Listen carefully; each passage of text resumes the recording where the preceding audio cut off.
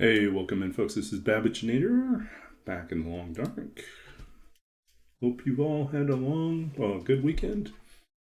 And it's good to see you. Linnaeus, welcome in. Let's give you a shout out as well. Also playing the long dark.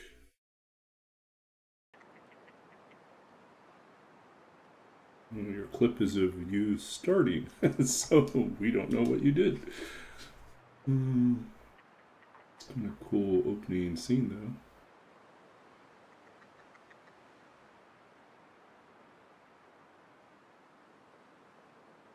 though. Okay, so we've already been in here. It is morning.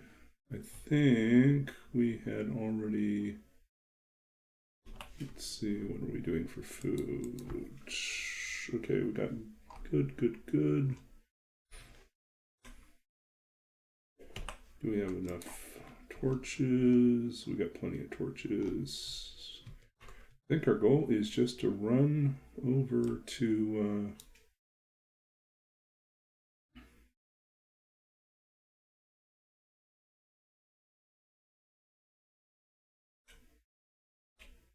Let's hop over to the other side here. Check out this house, then we're going to head on down to the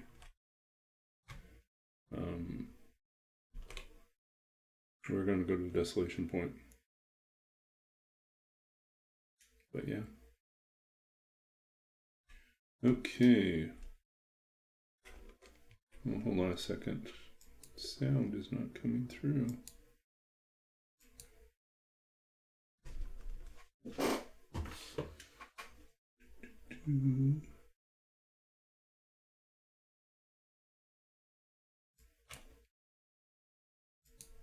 Let's see, just there it goes.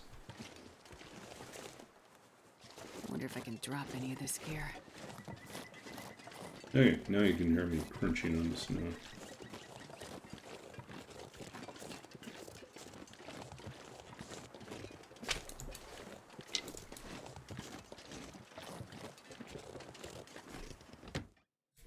Yeah, I don't think we've looted here yet. Yeah.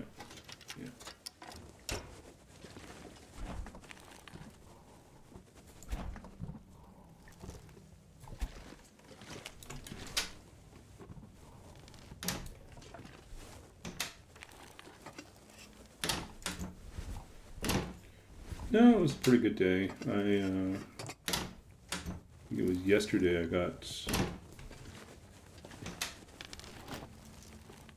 a check for last week. I spent 10 days recently. I spent 10 days teaching an online class for emerging poets, which is one of my... Nobody needs this anymore. That's weird. That's in the cupboard. Weird. I think I found like a fry pan in the cupboard once too. I always find that weird. Anyways, yeah, so I finished teaching a 10-day online class for emerging poets. I'm a writer, and so I'm also a librarian, or at least I will be at the end of August, once I finish my program. Right. And I'm a former computer games programmer, so I kind of wear a lot of different hats. But teaching creative writing is one of the things I do. And so I got the paycheck for that, which was very nice. It's kind of funny, actually. They paid me for 10 days of work the same amount as another place was going to pay me for 8 months of work. I was like, I'm not applying for that job.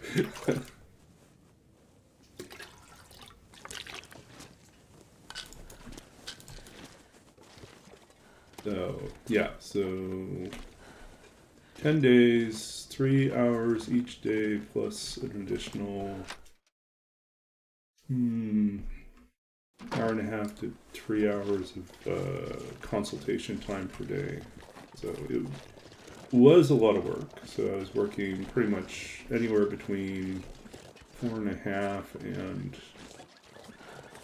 6 hours a day. on Zoom, just talking to people. At the 3-hour class, had to prepare a lecture and lead discussion or workshop. Yeah, it kept me pretty busy. But, I mean, it is what I love to do, and I was grateful for the opportunity to do it. And it sounds like they sent me a very nice note with the check, saying that Bag is getting too heavy to carry. yeah, that they were very, very pleased with the reviews of my class, that people had notes that they sent, and that the reading event and the Q&A afterwards was one of the best, well, it was the best one they've had in 9 years, so that was good. So yeah, so I use that as an opportunity to also do a little updating of my wardrobe. I snuck over to local Winners and tried to see if I could find a couple other things to add to my summer wardrobe. I am, the last year or so, I have been chipping away at my wardrobe, trying to move out of what I would call programmer chic, which is basically just a collection of geeky graphic t-shirts and jeans, into a wardrobe that can function, is a little bit semi-professional, more professional looking attire. Look like an adult, right?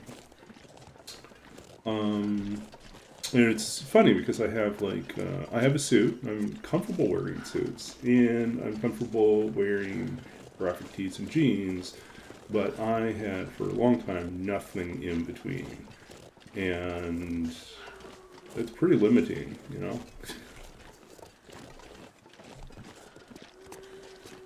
So no, it was. So I've been slowly chipping away at that. I have a roommate right now. This past year, I've had a roommate who's originally from Europe and has a much better sense of style and generally some good advice. So I've been listening to that advice, trying to move my selections a little bit more in line with thinking for the long term, thinking about quality, thinking about things that fit me now, good at me. I guess I fall into that trap sometimes where I see something, I think it looks nice, and I think I'll buy it and set it aside for when I lose a little bit more weight. But then you just stockpile a whole bunch of stuff that you don't wear. It's no, you should be focusing on what's available now.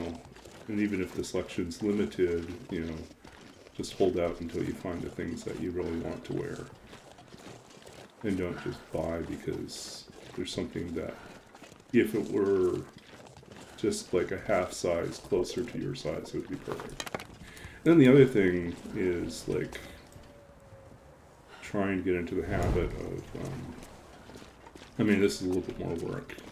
I'm still in the process finding the right tailor, but there are some things that you have that, I have been losing weight, but very slowly.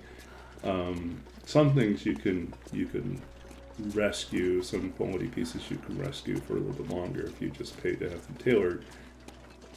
And then sometimes you find really good things, but they're just a size too big, and you can also have them tailored. But then deciding when is it worth doing that, and when should you just not bother? Because some things could be tailored, but the expense of tailoring may be too much to make it worthwhile. So the local tailor in my neighborhood is excellent, but pricey. And so I had 2 suits altered. And that was an investment. But they're good quality suits. And, I'll use them for the time being. And then when, I move down another suit size, then that's when I'll go ahead and buy something new. But then I've also been like thinking about like, okay, so what about when I buy pants and they're too long, and I look at this tailor's rates for doing hemming, and I think like, okay, there's no reason why I should spend top dollar for hemming. That's like a simple task. You just have to find the right dry cleaner that does alterations.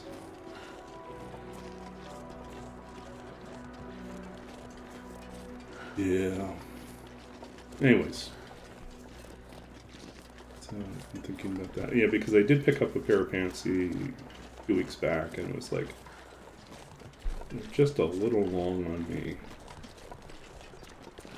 And I do need to get them altered, otherwise they'll just sit there not used. It's not good.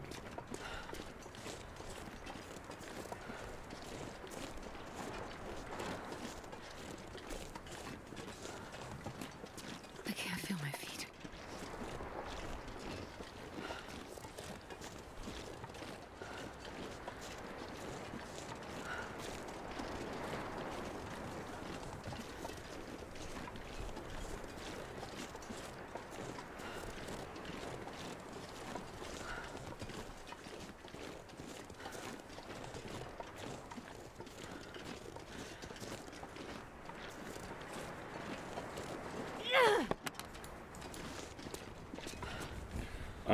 So you did that as a way to get around the ads thing.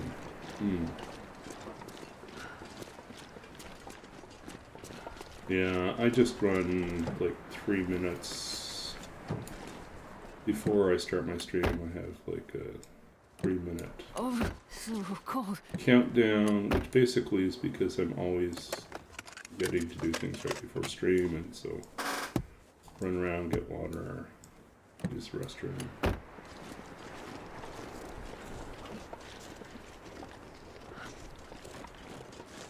Okay. Wait. I'm so cold. I'm warming up a bit.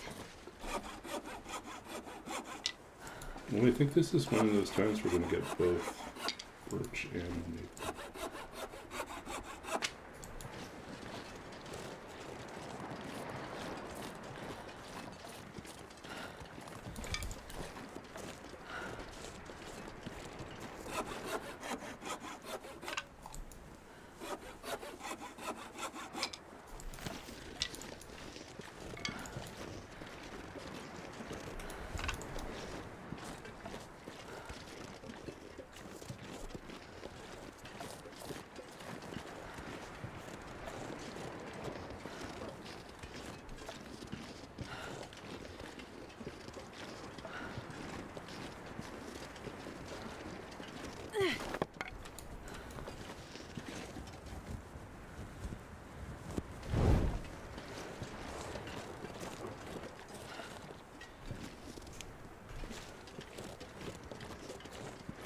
Okay.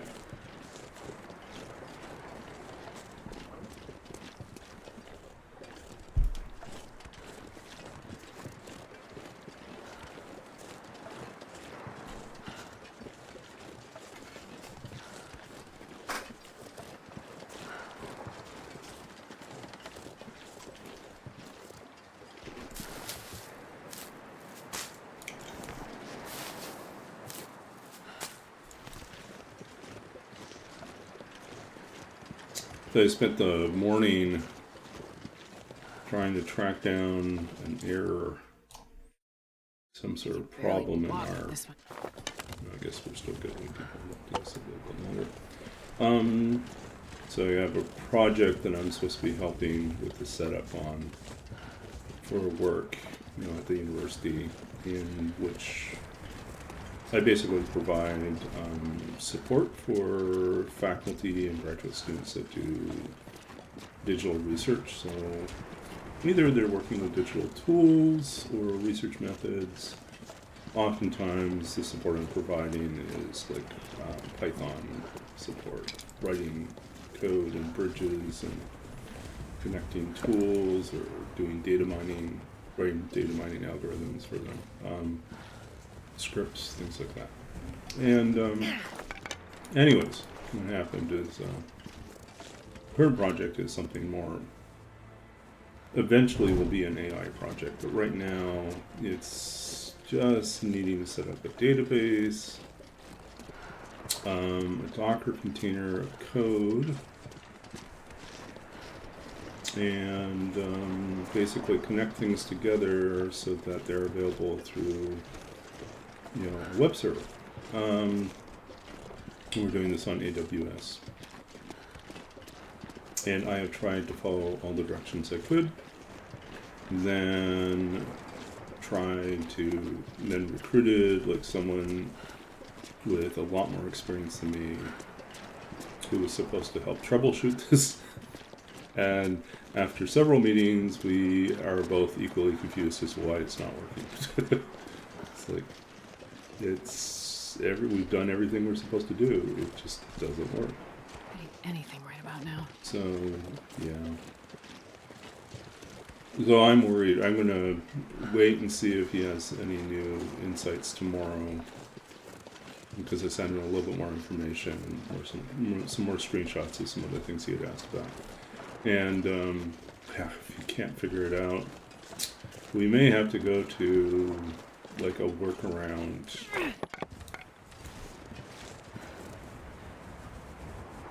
A non-ideal workaround for this particular thing. But the faculty person needs to have this demo up and running to meet the requirements of their grant. They've already been funded. They need to actually be able to report back that it did go up and it was running, and they were able to get data from users, testing it. It's a mess.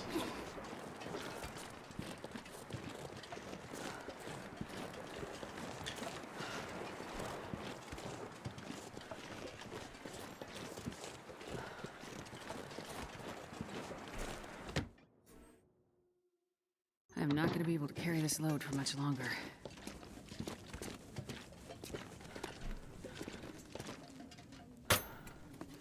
Really, the only thing we need is we need to find a firestriker in here. That would be great.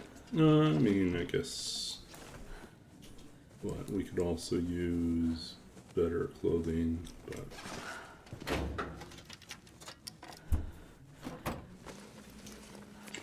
I'll take it. oh well. Then speak of better clothing, look at that, brand new combat pants. Pretty.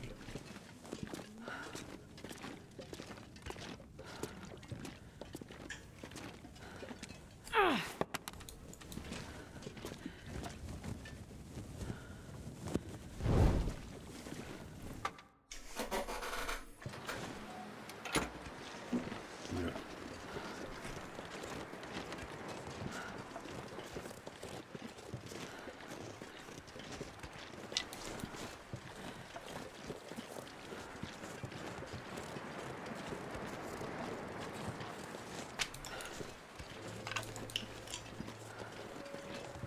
I think our goal is to get to the mine, and then we'll dump all our saplings there. Then we'll push on through.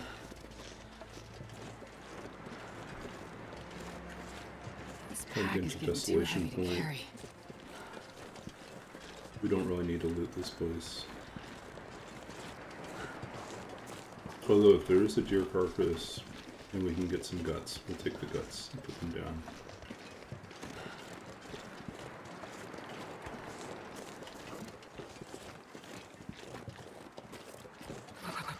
I've never felt so cold in my life.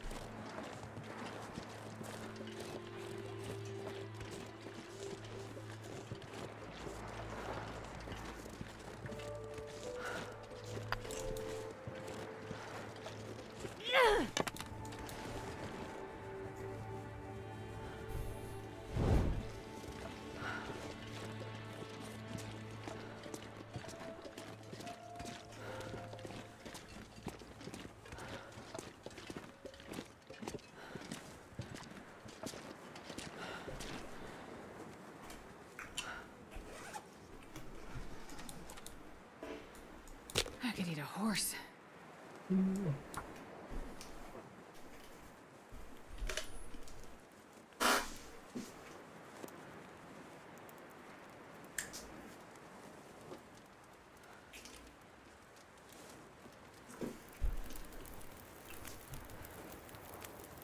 Perfect.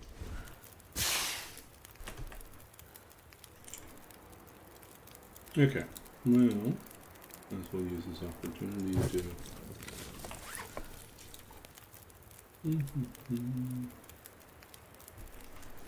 Cook a potato.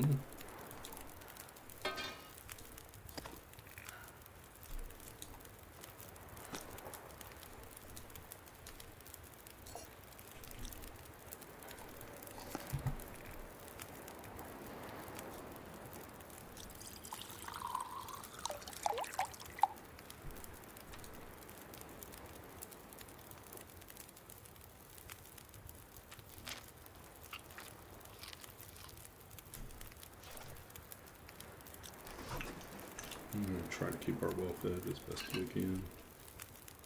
Also solve some of our issues with carrying so much stuff.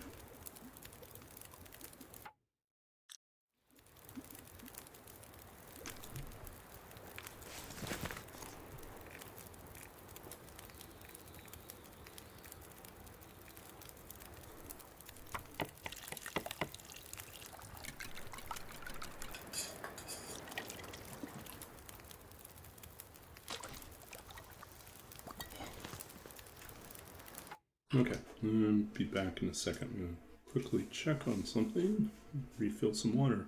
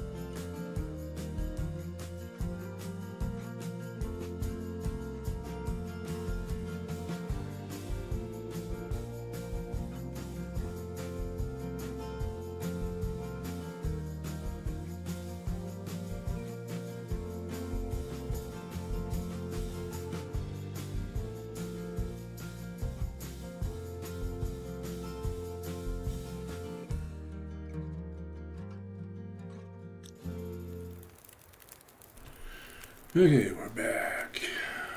What are we cooking today? Mm-hmm.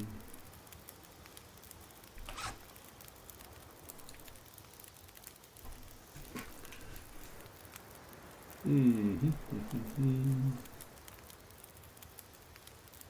You're looking pretty good clothing-wise.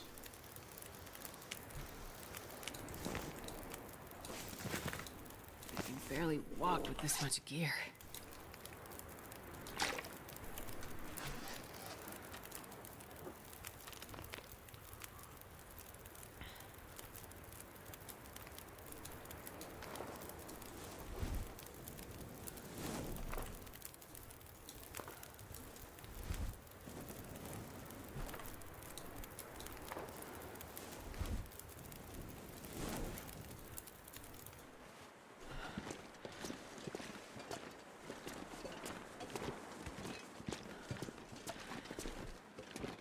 We're gonna leave it. We're leaving it in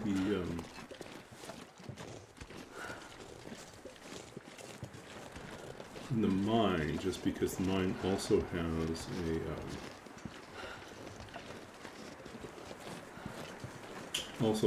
a crafting table, so we can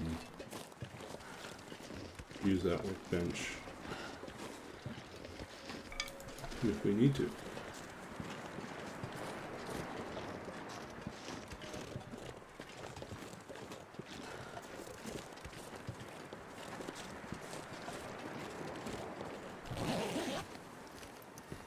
Looks like this has been here a while.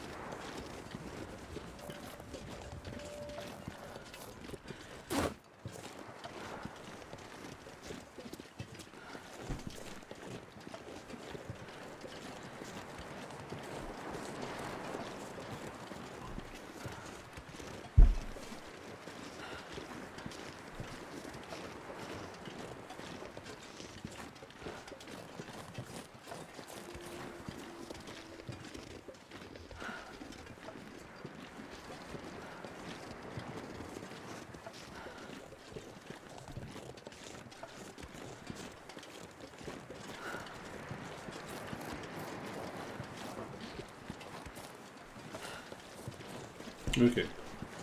We should try to make it all the way over to our farm again. Actually, we could, yeah.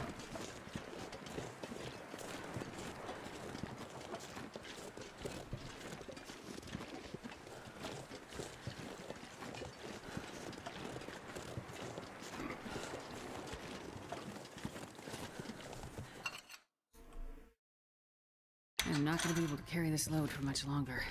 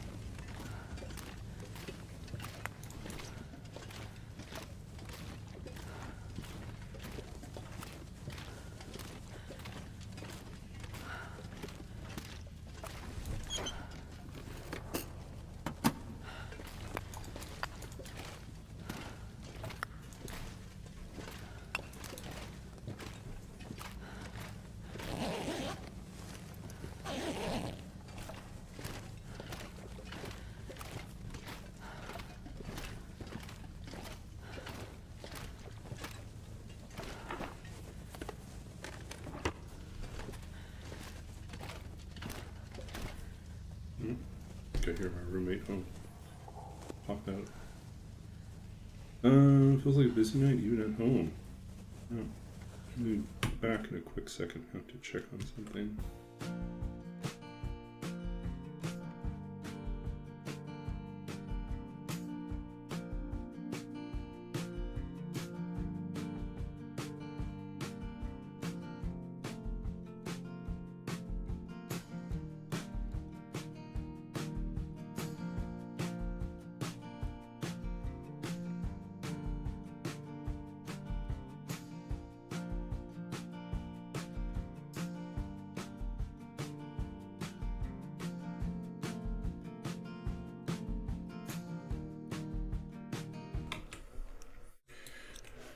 Hey everyone, how's it going? It's been a busy day for me. Kind of getting spooked out every time I hear a noise, and I think it's in my apartment, but it's actually either someone walking by, because the laneway house, which is kind of the back house, additional property, additional house on bonus house, whatever it's called.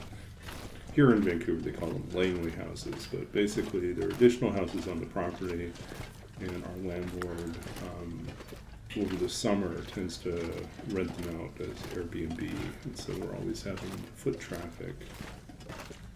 It's summer here, so I think, is that my roommate coming home? No, it's not my roommate coming home.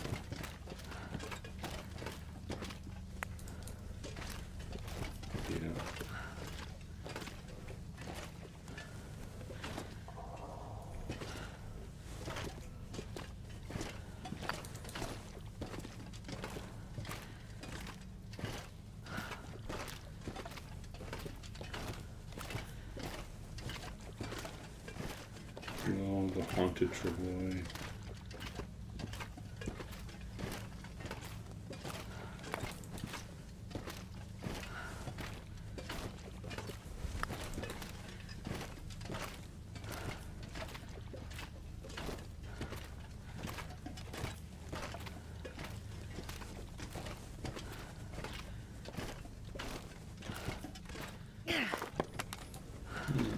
My current question is, should we try to go directly to the Riken, or should we go to Hibernia first? We don't really need anything other than the firestriker. Well, more flares.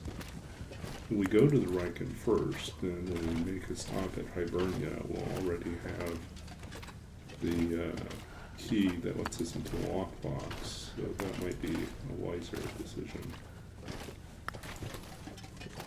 Hopefully the wind stays out of our way and we can just make that trip.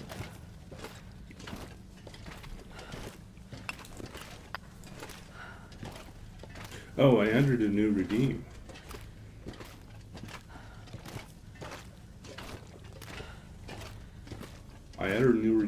It's called the Long Noir.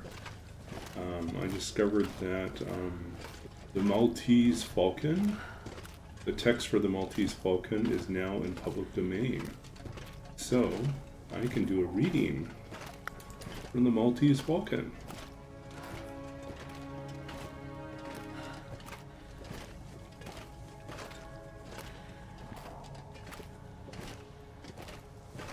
Get a little bit of 1930s, 1940s noir. Edgy detective voice, yeah.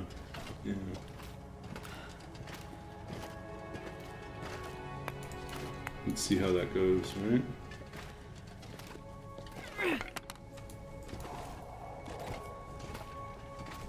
Poor Astrid is absolutely exhausted from carrying around all this coal.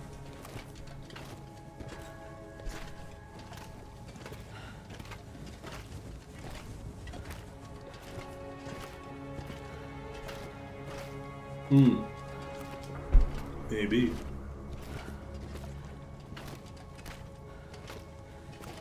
We got 20 minutes until we hit the 1 hour mark.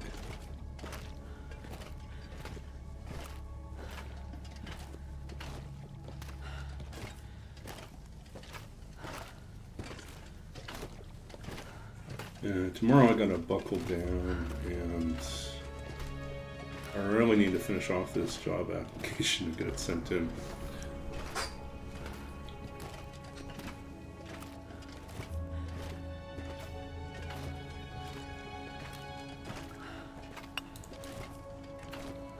It's also Wednesday night tomorrow night, so formally my Friday night D&D game has moved to Wednesday nights, at least for the summer, and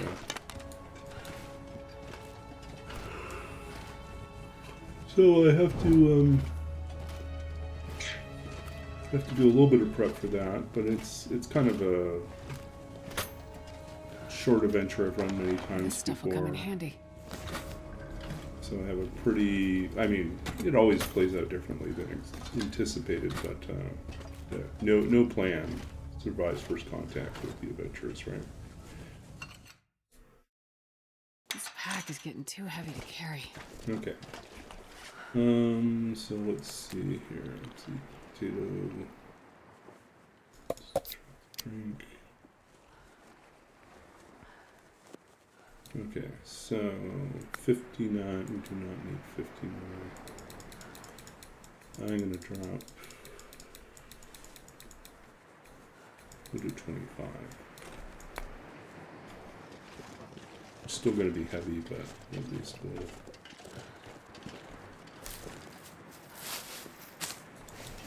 I mean, here's the thing. When you have a shortage, when you can't use matches, you want to keep your fires going as long as you can, so.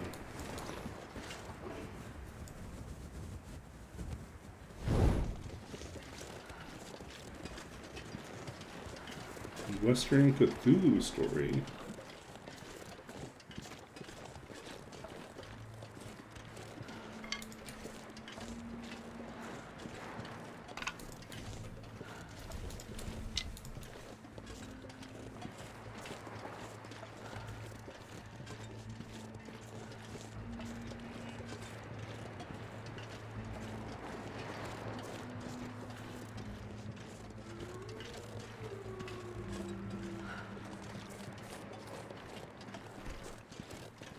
Yeah, Lovecraft should also be in the public domain too, so. Maybe we could save Lovecraft for Halloween.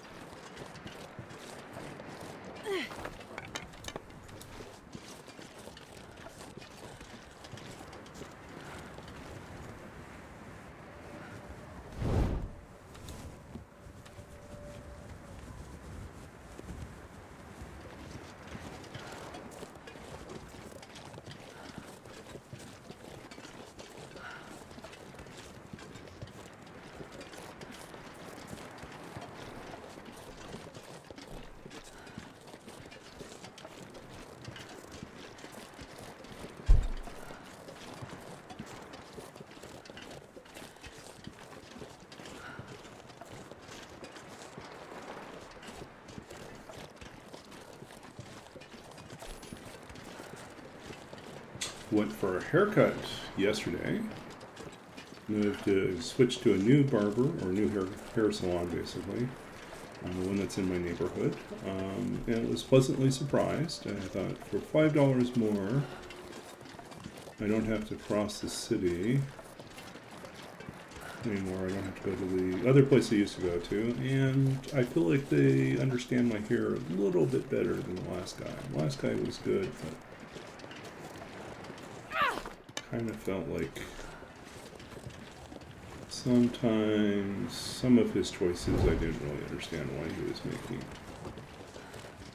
Because they basically left me with like a few locks that were weirdly long, I think intended as a comb over, but just didn't really fit with how I usually do my hair. So comb over, that is sad.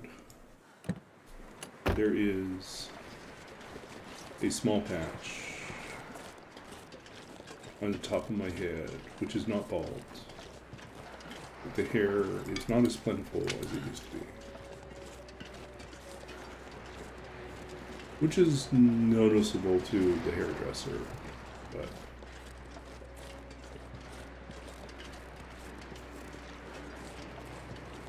Yeah, exactly. That's what I figured. It's like, you know, paid the same.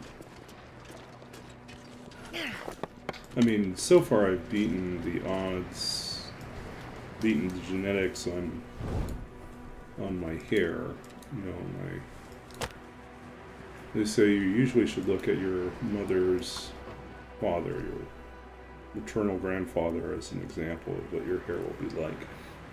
He died somewhat young and Come on, little fire. was balding. And then my father died somewhat young at 59 and was also pretty bald. But my grandfather, my dad's father, had a full head of hair. And my grandmother, on my mother's side, also full head of hair. So I am thinking that, well, I may not be quite as lucky as they were. I have gotten some of that.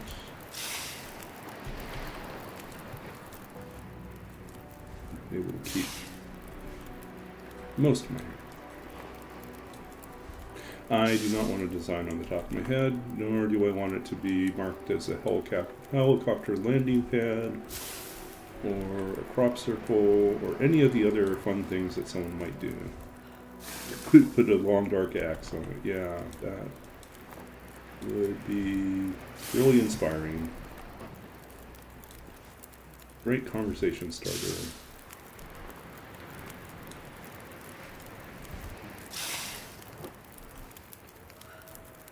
Okay.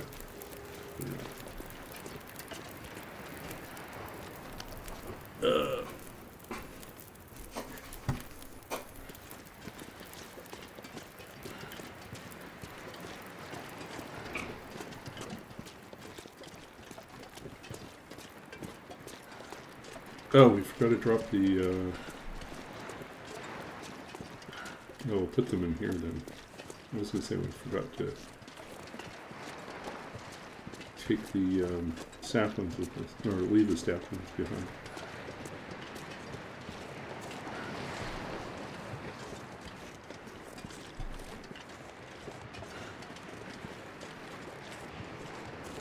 Yeah, just don't put a Tesla symbol on your head. Some things don't age well.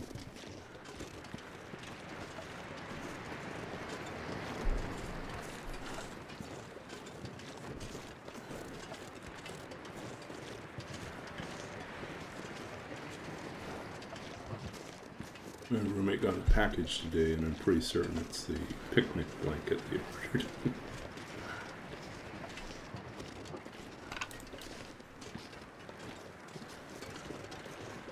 They have big dreams of sitting out in the park across the street from us and reading and relaxing. I keep thinking, you spend all day in the lab. It's a nice thought, but I'm not certain it's going to happen. Let's see here. Drop these guys.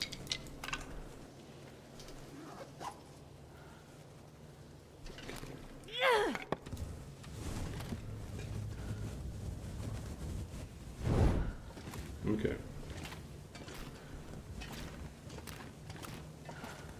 Let's try to make it to the right one.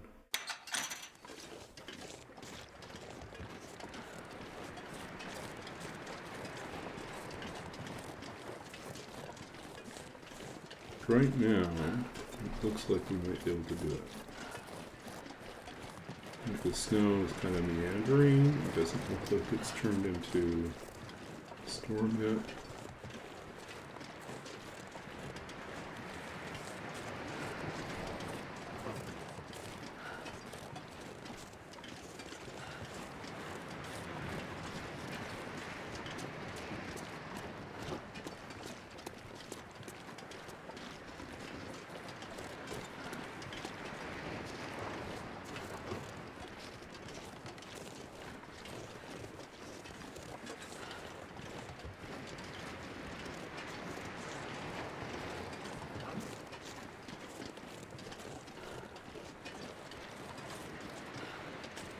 I'm not gonna be able to carry this load for much longer.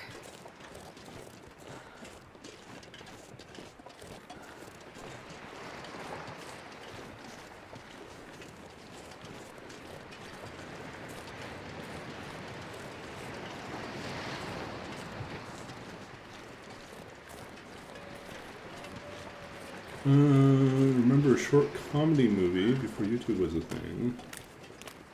While a drunk trying to get a tattoo of some country's national flower ended up looking like a pineapple. I don't know if I ever saw that. I've seen lots of videos of people commenting on tattoos that are supposed to be Chinese or Japanese that are clearly not what was intended, and sometimes complete nonsense, and other times completely insulting. Those are always fun.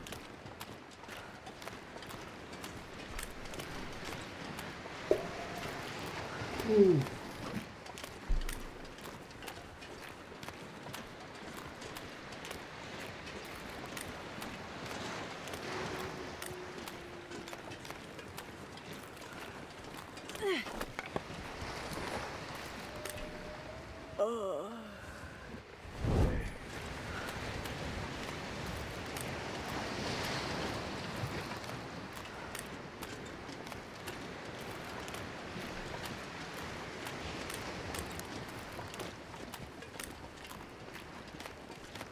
I'm guessing perhaps they wanted sort of the Japanese chrysanthemum symbol, and somehow that came out looking more like a pineapple.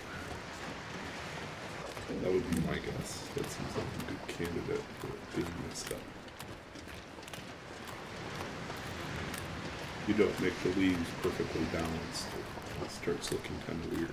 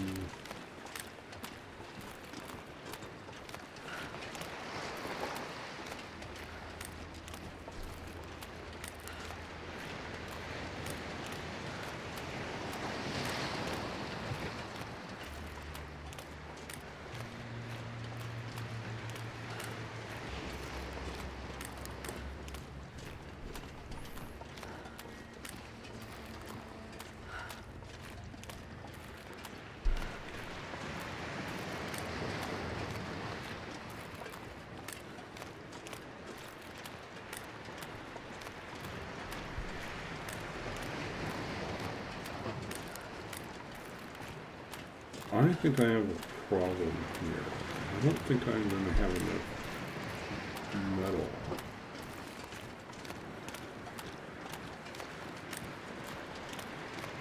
So either we'll have to start a big fire and use a lot of fuel and waste some of that while we're harvesting metal, or it's going to go out and we'll have to start a new fire.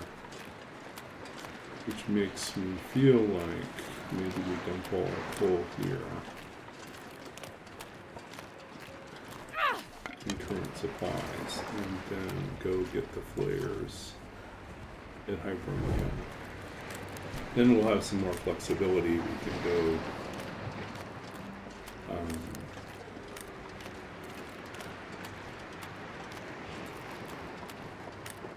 from there.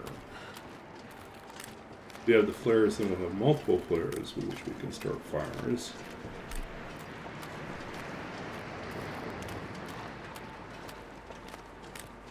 Or I guess the other option would be that we plan to lose the fire, get a full night's rest, harvest as much metal as we can, start a fire on the deck in the daylight. Maybe we do that.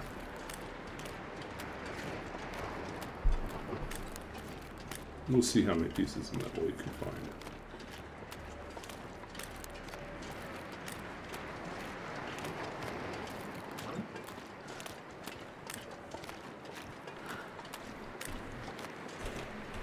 We have both, yeah, we have the extra in there, so a little bit of extra metal here.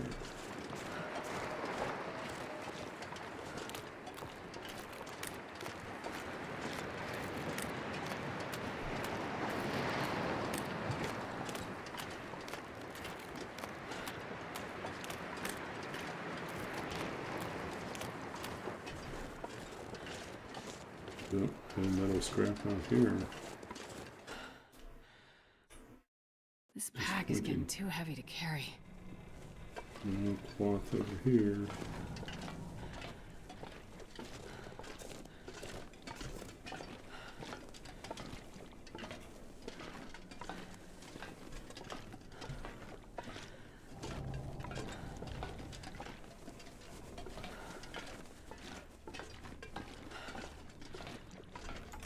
That would be 2. This would be 4. 6.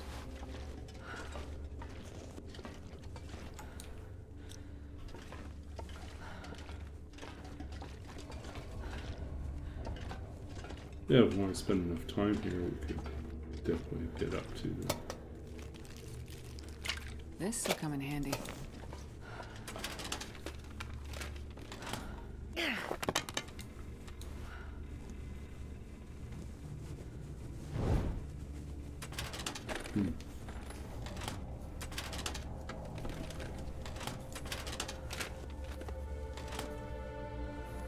We eventually found the lantern, right? We did. And we already fueled it. Okay, so we have another light source.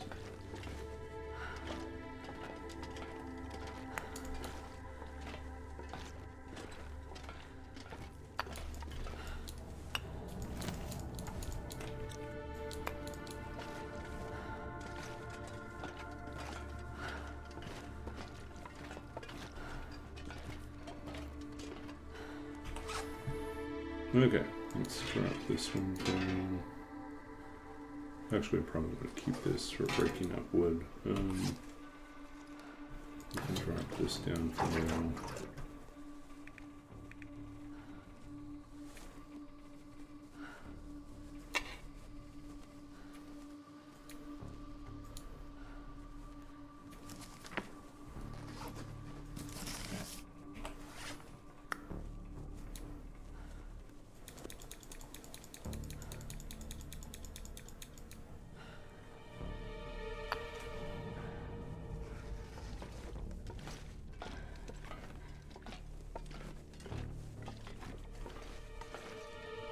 It's too dark to do any dismantling of things.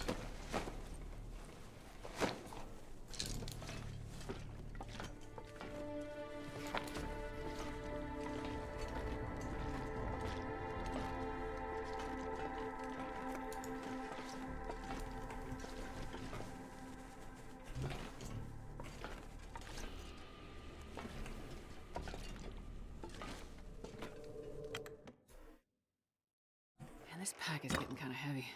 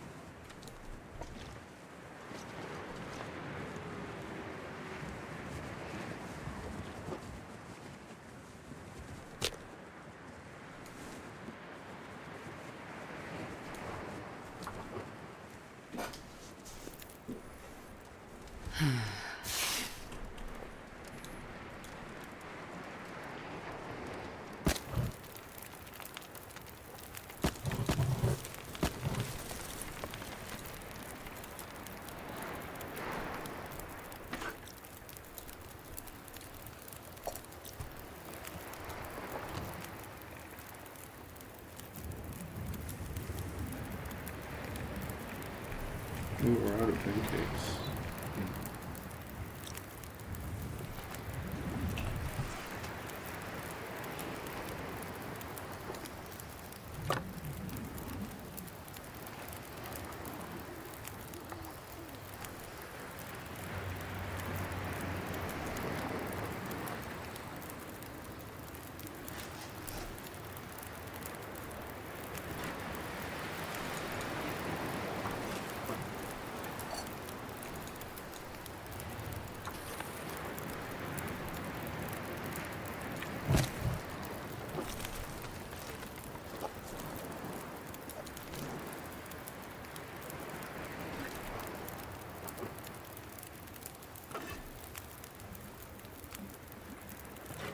God, I'd eat anything right about now.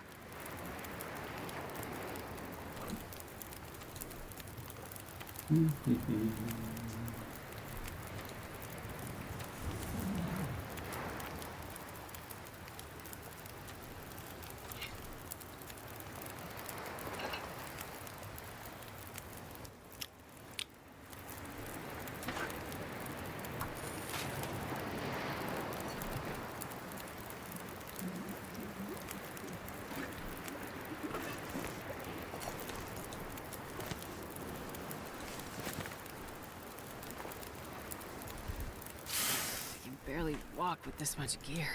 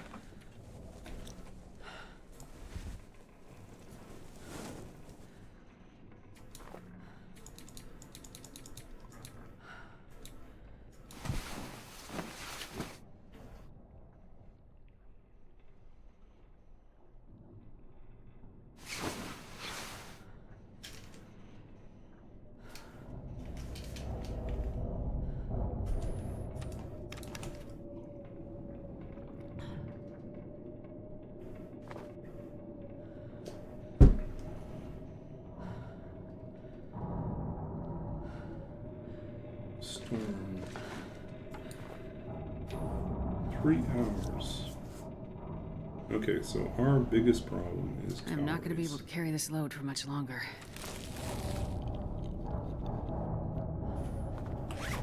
What's the most efficient way for us to get metal?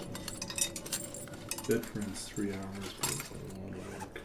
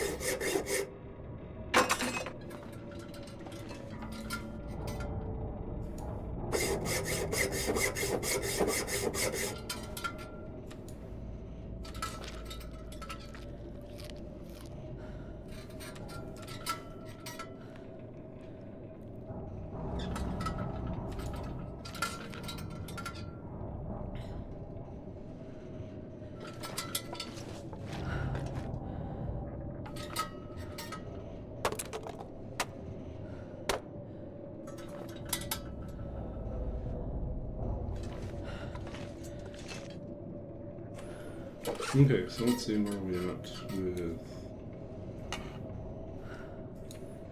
metal.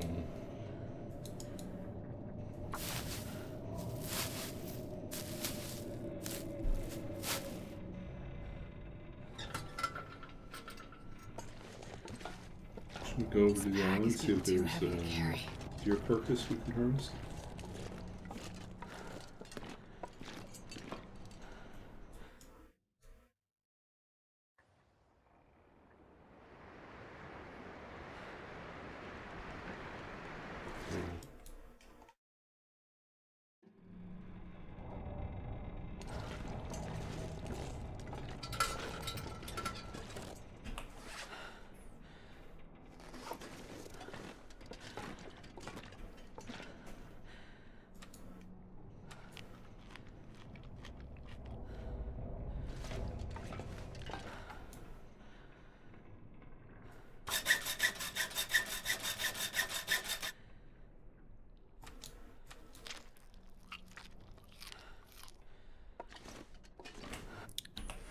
Okay, so 16. So we want.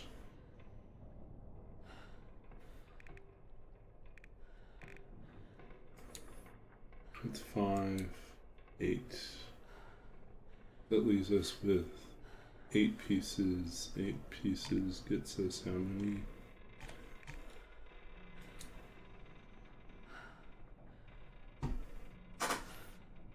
Two for every one, so that would get us 16. We need a little bit more scrap. I'm leaning towards going back to the right. You can barely walk with this much gear.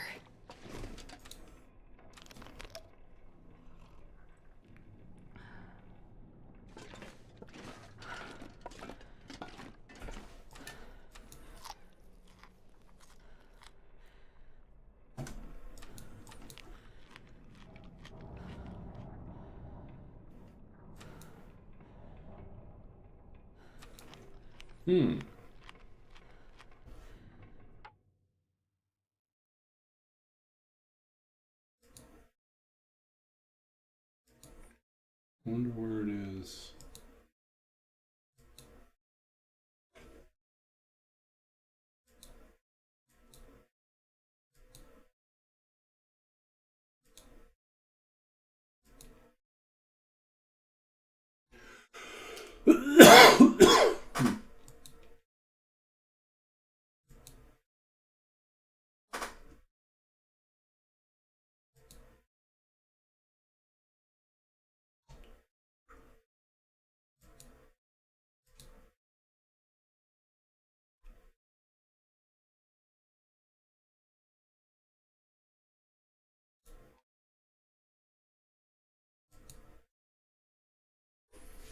Well, I didn't put it. I put it in one place. I didn't put it in the other place. Let's see.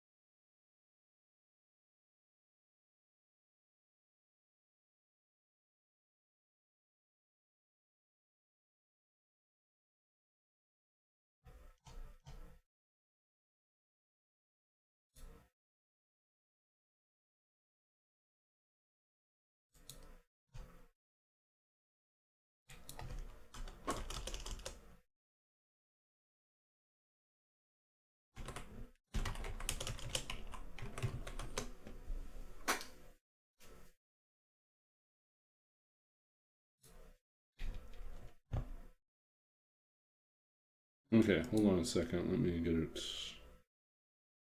together here.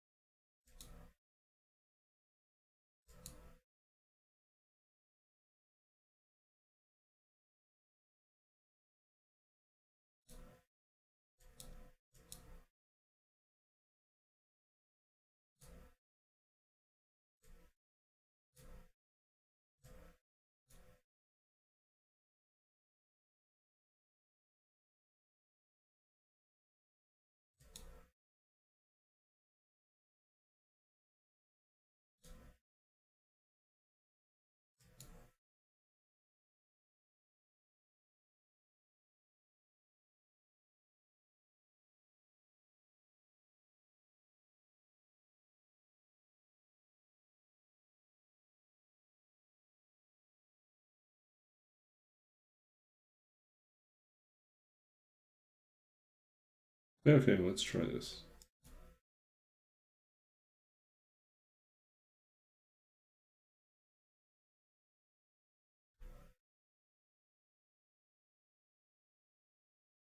Okay, that should work now.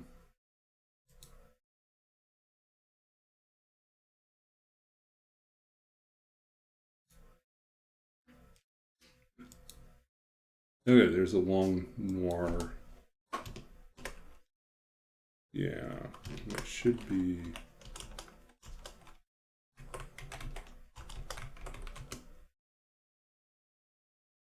Oh, looks like that's the old one. I need to add in more. But anyways, we should be in the redeems. There should be a long noir. The long noir.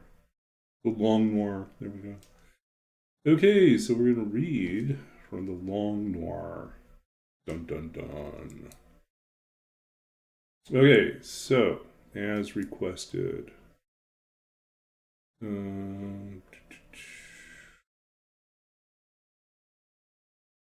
Okay, so this is The Maltese Falcon by Dashiell Hammett.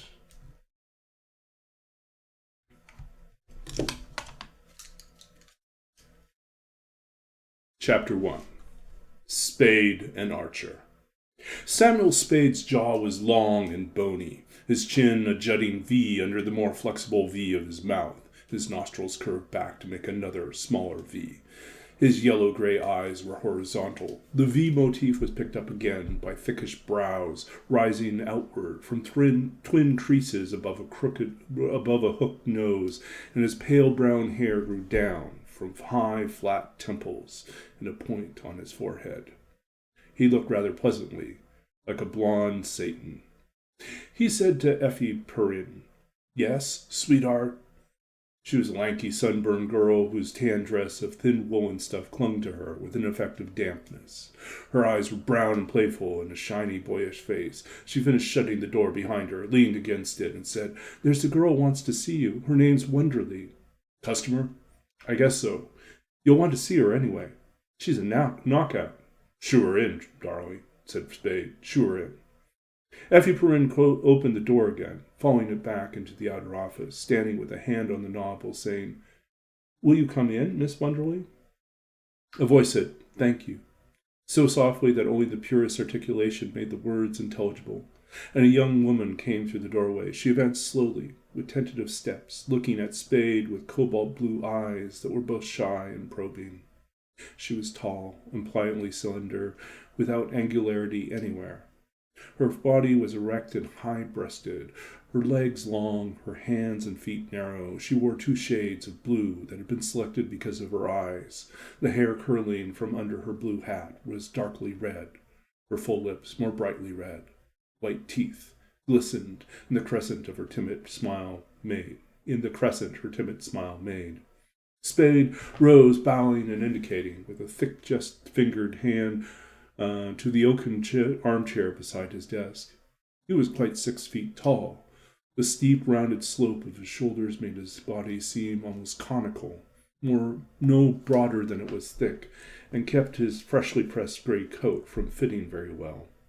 Miss Wonderly murmured, "Thank you," softly, as before, and sat down on the edge of the chair's wooden seat. The tappity-tap-tap and the thin bell and muffled whir of Effie Perrin's typewriting came through the closed door. Somewhere in a neighboring office, a power-driven machine vibrated dully. On Spade's desk, a limp cigarette smoldered in a brass tray filled with the remains of limp cigarettes. Ragged gray flakes of cigarette ash dotted the yellow top of the desk and the green blotter and the papers that were there. A buff-curtained window, 8 or 10 inches open, let in from the court a current of air faintly scented of ammonia. The ashes on the desk twitched and crawled in the current. Miss Wonderly watched the gray flakes twitch and crawl. Her eyes were uneasy. She sat on the very edge of the chair. Her feet were flat on the floor, as if she were about to rise.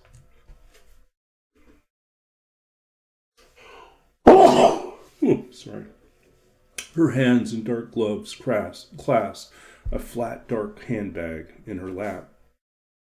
Spade rocked back in his chair and asked, "Now, what can I do for you, Miss Wonderly?" She caught her breath and looked at him. She swallowed and said hurriedly, "Could you? I thought that is..." Then she tortured her lower lip with glistening teeth and said nothing. Only her dark eyes spoke now, pleading. Spade smiled and nodded as if he understood her, but pleasantly, as if nothing serious were involved. He said, "Suppose you tell me about it from the beginning, and then we'll know what needs doing. Better begin as far back as you can." "That was in New York." "Yes." "I don't know where she met him. I don't know where in New York. She's 5 years younger than I, only 17, and we didn't have the same friends. I don't suppose we've ever been as close as sisters should be. Mama and Papa were in Europe. It would kill them. I've got to get her back before they come home." "Yes," he said. "They're coming home the 1st of the month." Spade's eyes brightened. "Then we've 2 weeks," he said. I didn't know what she had done until the letter came. I was frantic. Her lips trembled. Her fan smashed the dark handbag in her lap. I was too afraid she had done something like this to go to the police, and the fear that something had happened to her kept urging me to go. There wasn't anyone I could go to for advice. I didn't know what to do. What could I do? "Nothing, of course," Spade said. "But then her letter came." "Yes, and I sent her a telegram asking her to come home. I sent it to general delivery here. That was the only address she gave me. I waited a whole week, but no answer came. Not another word from her. And Mama and Papa's return was drawing nearer and nearer, so I came to San Francisco to get her. I wrote her I was coming. I shouldn't have done that, should I?" "Maybe not. It's not always easy to know what to do. You haven't found her?" "No, I haven't. I wrote her that I would go to St. Mark. I begged her to come and let me talk to her, even if she didn't intend to go home with me. But she didn't come. I waited 3 days, and she didn't come. Didn't even send me a message of any sort." Spade nodded his blonde Satan's head, frowned sympathetically, and tightened his lips together. "It was horrible," Miss Wonderly said, trying to smile. "I couldn't sit there like that, waiting, not knowing what had happened to her, what might be happening to her." She stopped trying to smile. She shuddered. "The only address I had was general delivery. I wrote her another letter, and yesterday afternoon I went to the post office. I stayed there until after dark, but I didn't see her. I went there again this morning and still didn't see her in. But I saw Floyd Thursby." Spade nodded again. His frown went away. In its place came a look of sharp attentiveness. "He wouldn't tell me where Corinne was," she went on hopelessly. "He wouldn't tell me anything except that she was well and happy, but how can I believe that? And that is what he would tell me anyhow, isn't it?" "Sure," Spade agreed. "But it might be true." "I hope it is. I do hope it is," she exclaimed. "But I can't go home like this without having seen her, without even having talked to her on the phone. He wouldn't take me to her. You said she didn't want to see me. I can't believe that. She promised to tell her that he had seen me and to bring her to see me if she would come this evening at the hotel. He said he knew she wouldn't. He promised to come himself if she wouldn't. She broke off with a startled hand to her mouth as the door opened. The man who opened the door came in a step and said, Oh, excuse me," hastily took his brown hat from his head and backed out. "It's all right, Miles," Spade told him. "Come in. Miss Wonderly, this is Mr. Archer, my partner." Miles Archer came into the office again, shutting the door behind him, ducking his head and smiling at Miss Wonderly, making a vaguely polite gesture with the hat in his hand. He was of medium height, solidly built, wide in the shoulders, thick in the head, thick in the neck, with a jovial, heavy-jawed red face and some gray in his close-trimmed hair. He was apparently as many years past 40 as Spade was past 30. Spade said, "Miss Wonderly's sister ran away from New York with a fellow named Floyd Thursby. They're here. Miss Wonderly has seen Thursby and has a date with him tonight. Maybe he'll bring the sister with him. The chances are he won't. Miss Wonderly wants us to find the sister and get her away from him and back home." He looked at Miss Wonderly. Right? Yes, she said indistinctly. The embarrassment had gradually been driven away by Spade's ingratiating smiles and nods and assurances was pinkening her face again. She looked at the bag in her lap and picked nervously at it with a gloved finger. Spade winked at his partner. Miles Archer came forward to stand at a corner of the desk. When the girl looked at her bag, he looked at her. His little brown eyes ran their bold, appraising gaze from her lowered face to her feet, and then up to her face again. Then he looked at Spade and made a silent, whistling mouth of appreciation. Spade lifted 2 fingers from the arm of his chair in a brief warning gesture and said, "We shouldn't have any trouble with it. It's a simple matter of having a man at the hotel this evening just shadow him away when he leaves, and shadow him until he leads us to your sister. If she comes with him, and you persuade her to return with you, so much the better. Otherwise, if she doesn't want to leave him after we found her, well, we'll find a way of managing that." Archer said, "Yeah." His voice was heavy, coarse. Miss Wonderly looked at Spade, quickly puckering her forehead between her eyebrows. "Oh, but you must be careful." Her voice shook a little. Her lips shaped the words with nervous jerkiness. "I'm deathly afraid of him, of what he might do. She's so young, and his bringing her from New York is such a serious... Mightn't he do something to her?" Spade smiled and patted the arms of his chair. "Just leave that to us," he said. "We'll know how to handle him." "But mightn't he?" she insisted. "There's always a chance," Spade nodded judiciously.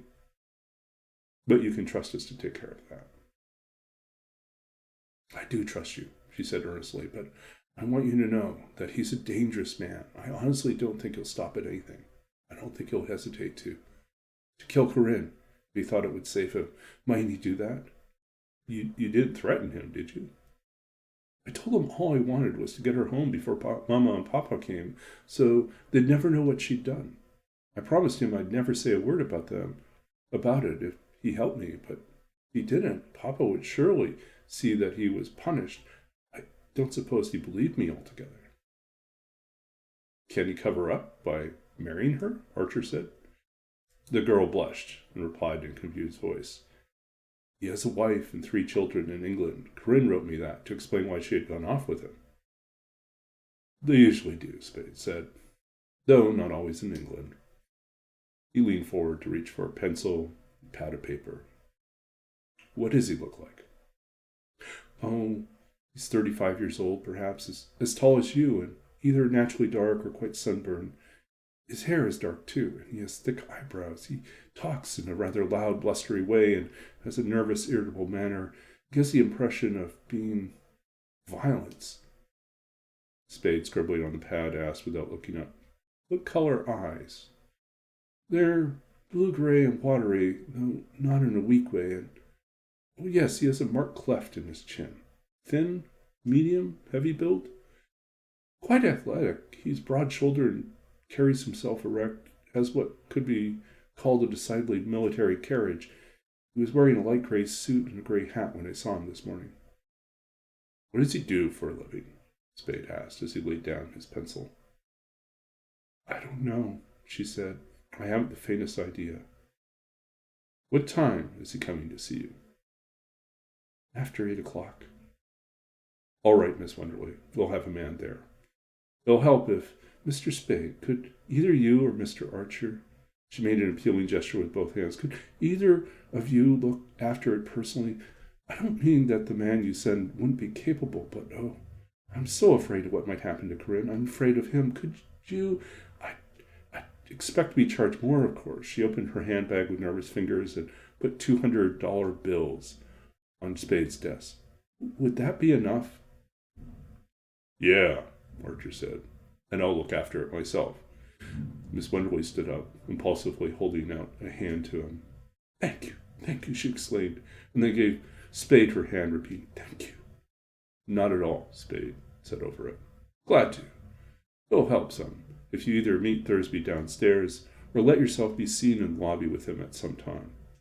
"I will," she promised, and thanked the partners again.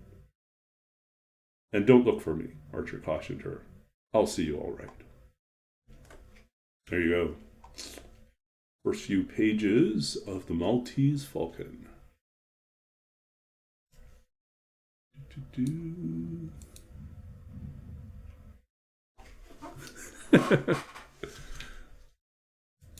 Okay. There we go. So a little interlude, a little Maltese Falcon. Yeah, I was like, the pages are longer. I'm reading from an HTML transcript of the thing, and so it's hard to tell where to, like, there's no, like, obviously chapter breaks would be too long to read, and so I was trying to figure out how much is a page worth or 2 pages worth, and I think the page marker is really more like a 2-page marker, so I read effectively 2 of the long pages, which is probably closer to 4 pages, I think. Not certain. It felt longer, so we'll know that for next time.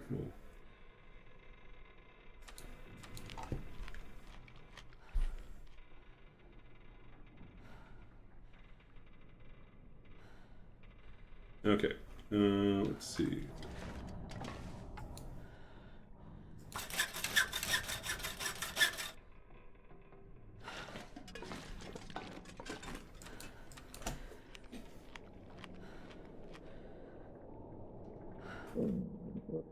It's windy out there now.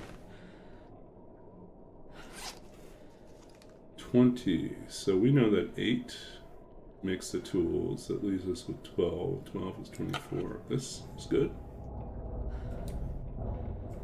But we do need more food. So I'm going to take a short break here. I'll be back in a sec.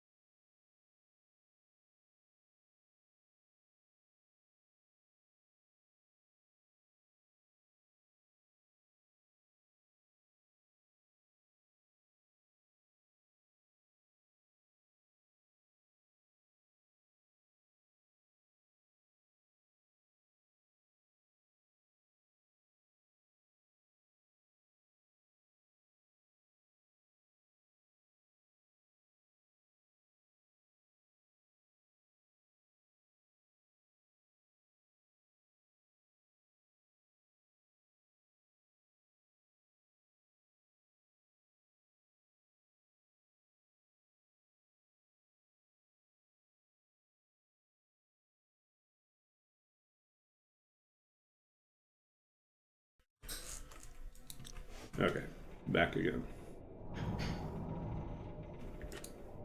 Just checking in with my roommate.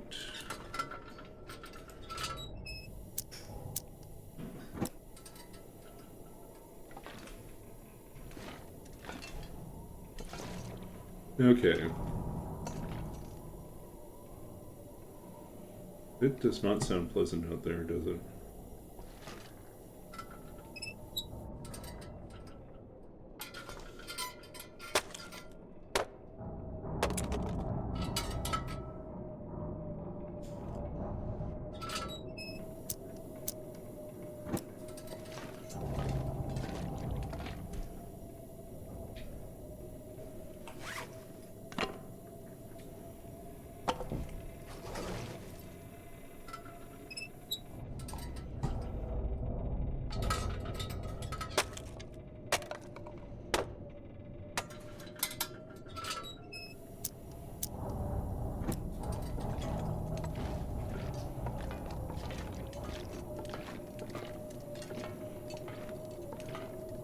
Okay, so I guess what we could do is we could hope the storm is bad enough that we could just run straight over. I wonder if I can drop any of this gear.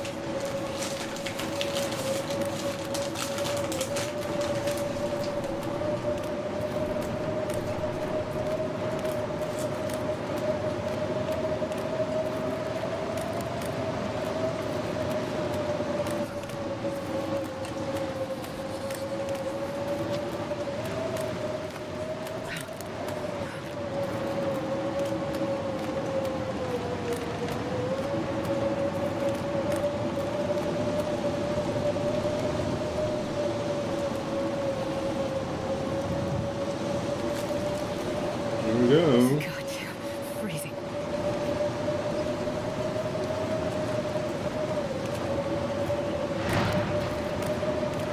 Wow.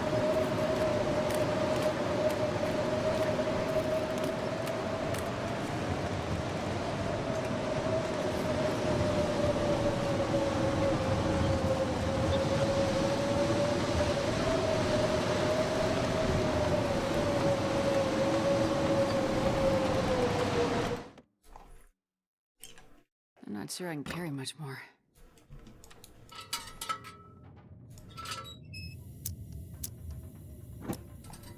Okay, we can go into the magical mystery extraplanar trailer. See what else we get here.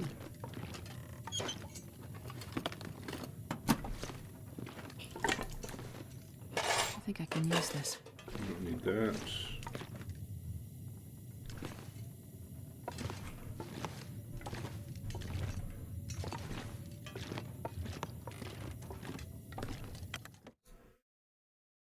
I could eat anything right now.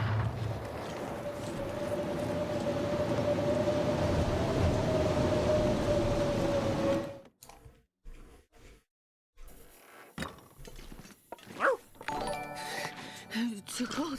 Hey, thanks for the follow, Dracaris Squad. Dracaris.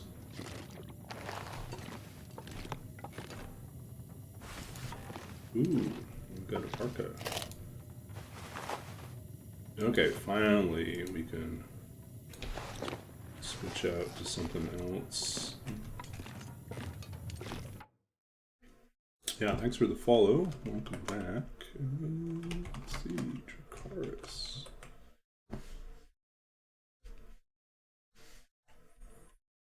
No, Cars is not in the chat, but randomly followed us. We'll take that follow.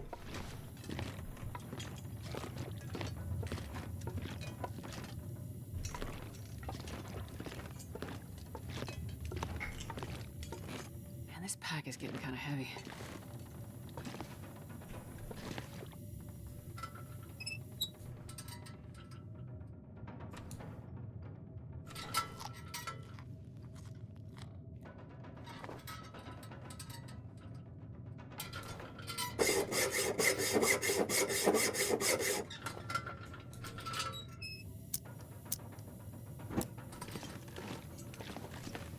I'd eat anything right about now.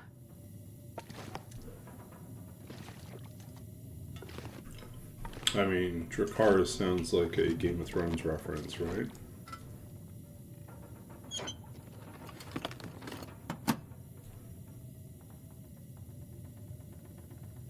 What? Seriously? Brand? Hope Wow. nobody needs this anymore. Do you have a video tutorial for that? A clip or something?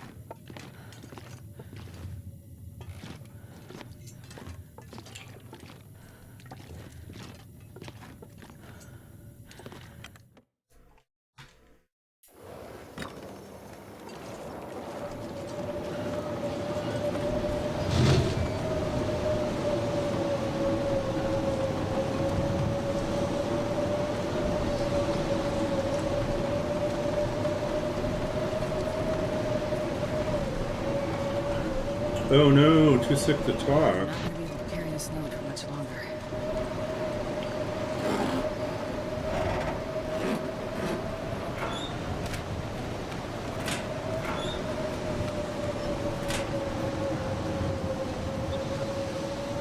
Well, hope you're feeling better soon, Prof. I'm very, very slightly sick. I have woke up this morning with a sore throat, and so I have been drinking a lot of warm water. I restocked on throat lozenges, and have been drinking also throat coat herbal tea.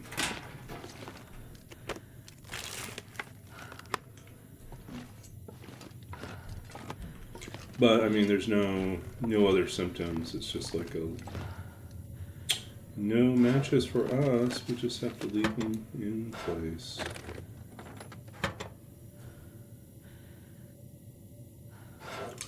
Yeah, I also have some peppermint, but I haven't tried that yet.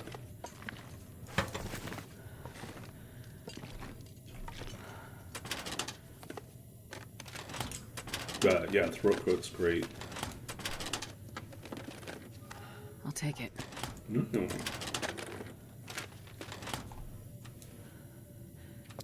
I mean, we're rather foolishly going to try to keep our well fed.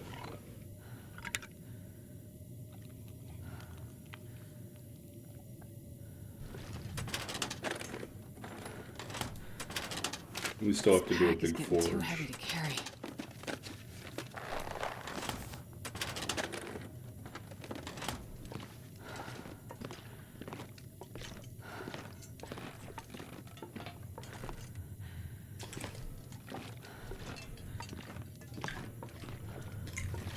So, Prof. Niels, I added a new redeem to the channel. It is the Long Noir, and in light of the fact that the Maltese Falcon, the text for the Maltese Falcon, is now in public domain. I'll take it.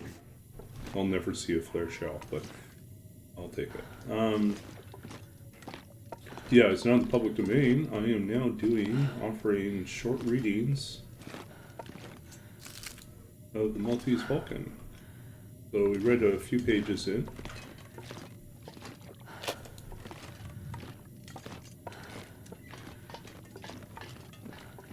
The Long Noir. There we go. Yay, flare.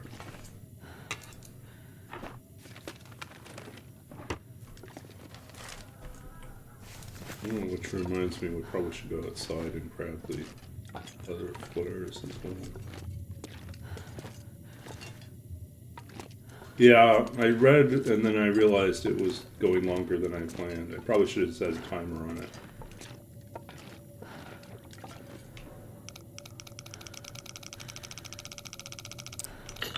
Uh-huh. 36.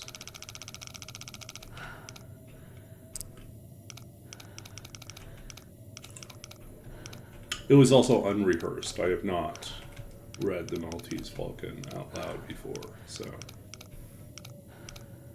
there were a few lines we got completely jumbled on. I think my favorite mistake was what was it? Where I accidentally read it as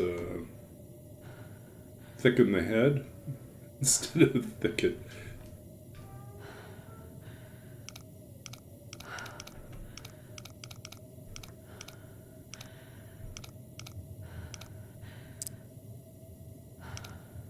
Six.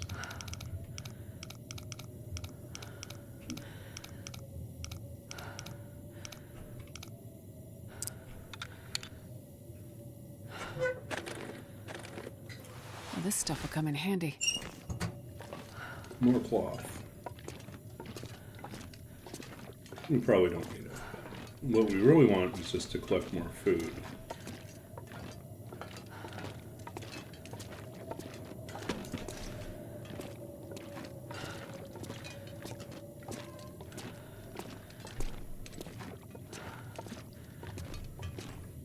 Oh, look, there's an extra sleeping bag.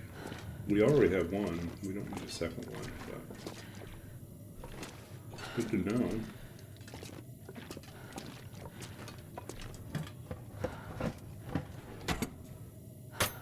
Maltese fulcrum.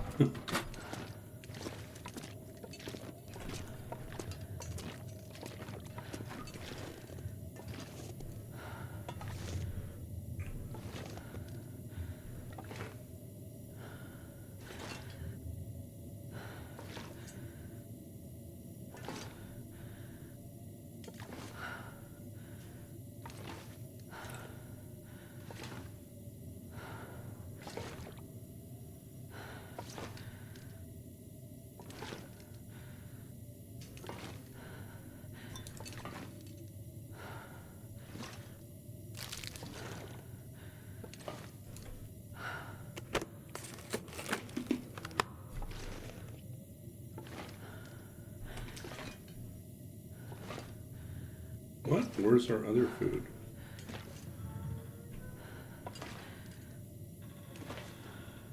Usually there's more food. Disappointing.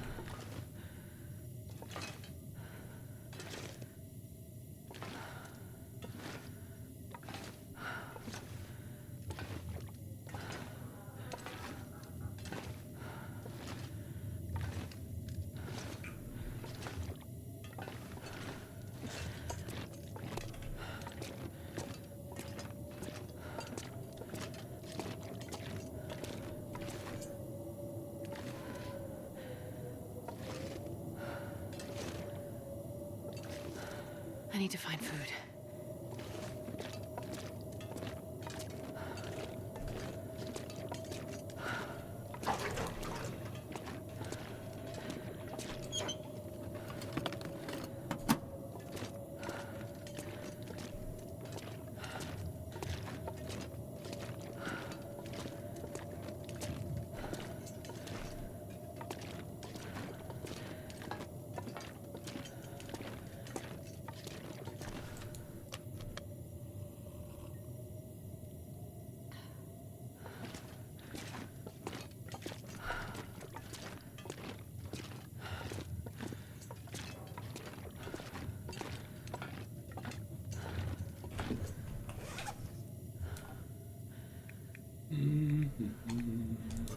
Need this one. Want to refuel.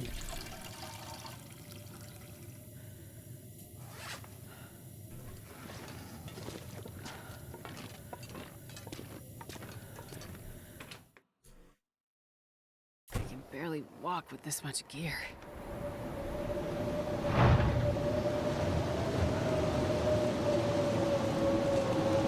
Oh, the new discovery? Feels like you're gonna Narnia, like through a wardrobe?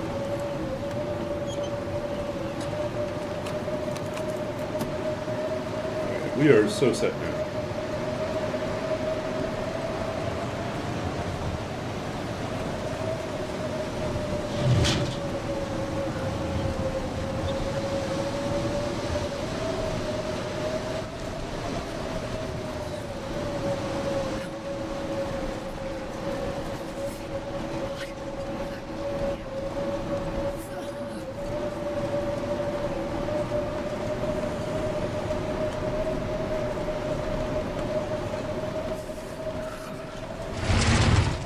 Ooh.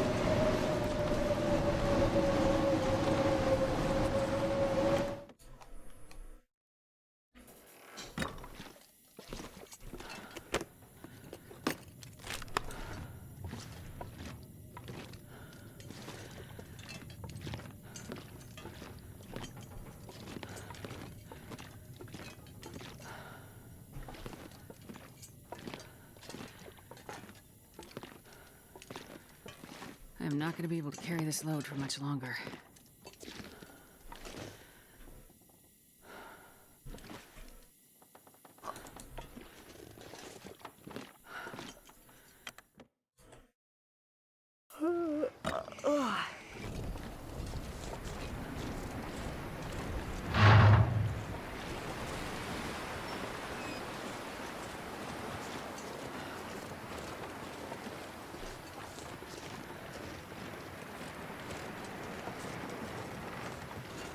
Jeez, this is cold.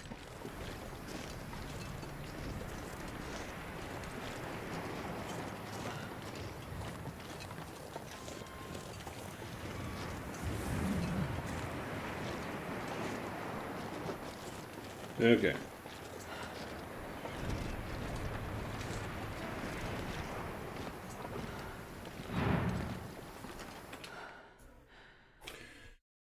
Well, what else is new? I am almost done. I have 1 month left. A month from now, I will be done with my degree. Yeah, so I'm just finishing up a research project, collaborative project with the professor. Basically, most of what I have to do is I have to read a big pile of short fiction that deals with This pack is getting too sci-fi heavy to design carry. fiction, basically written to imagine how a new technology might impact the lives of children, youth, or families.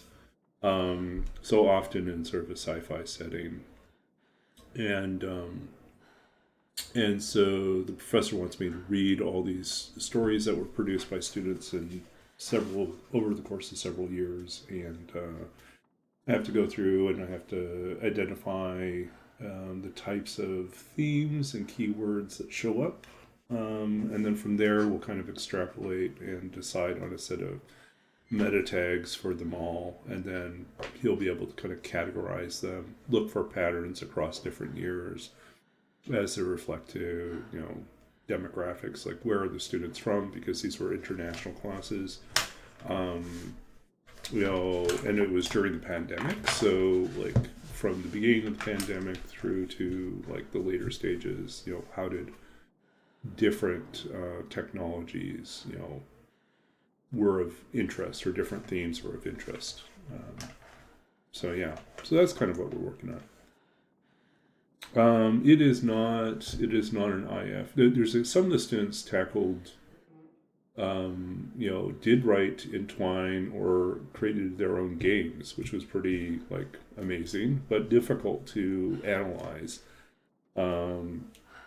Because what I want to do, my portion of it, in addition to doing sort of the grunt work of like, filling out the spreadsheet for all these different stories, is also to basically have raw text versions of everything, which I then will run through and do quantitative analysis. So basically look at word patterns, look at, the occurrences of certain phrases, and see if we can detect, like, other interesting patterns that way. So he's doing more of a qualitative analysis, and I'm doing more of a quantitative analysis.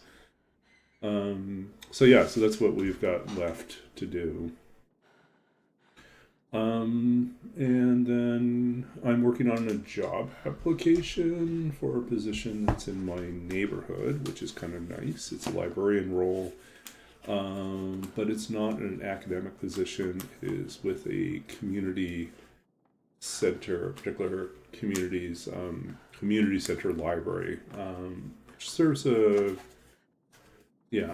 so it's a small but important group of people in the community, and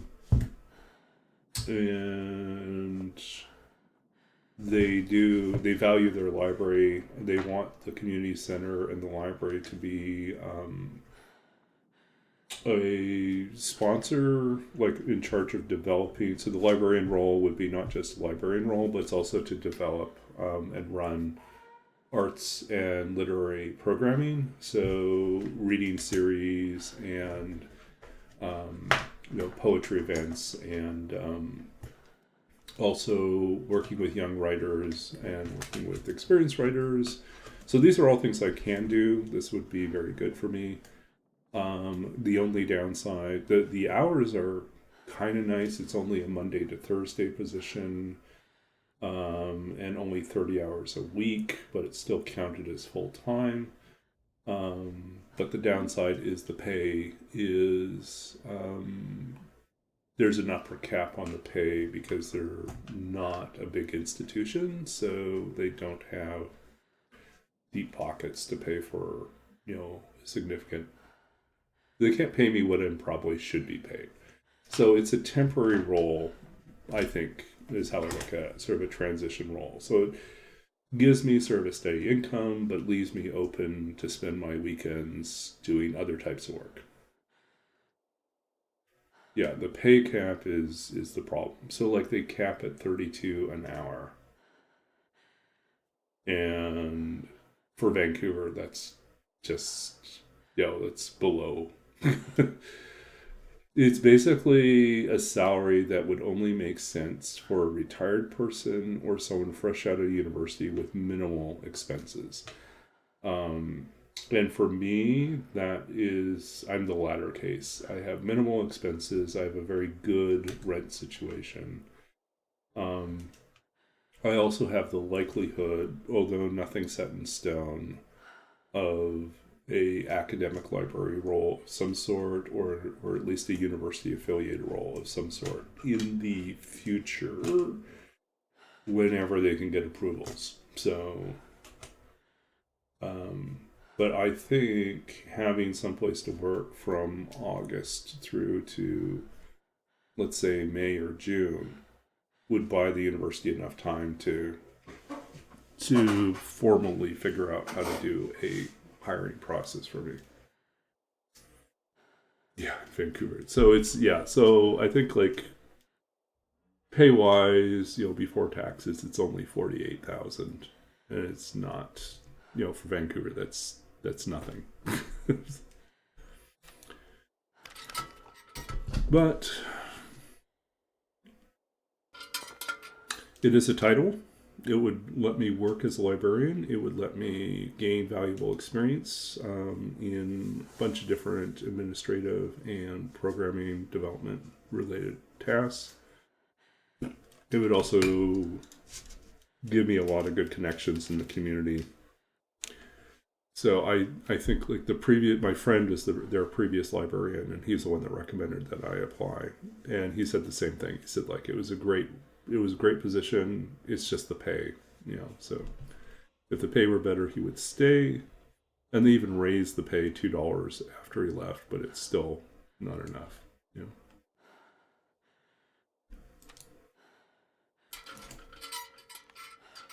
Yep. Try to think what else is new. Oh, I found out something interesting. We heard from one of my friends from my LA D&D group. He and his family are in the process of moving to Vancouver Island in the at the end of August. So I'll have another friend in the area.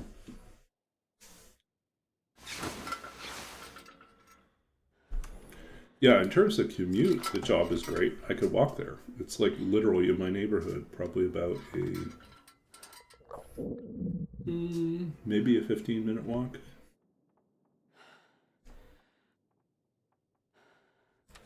You really can't beat that. So there's no need to. I mean, they do have a large parking lot. I could. Oops.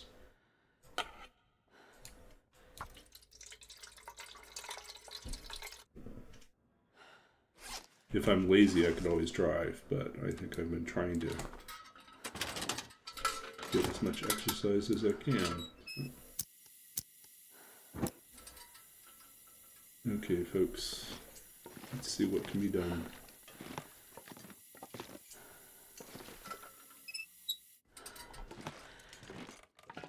See if we can get a couple more.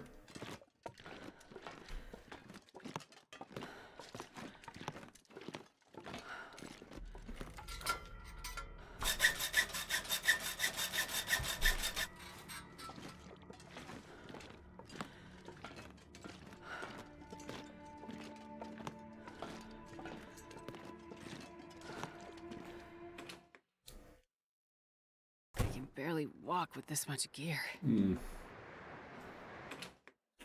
Okay, so I think we are currently out of time for tonight. So we're going to wrap up with a poem.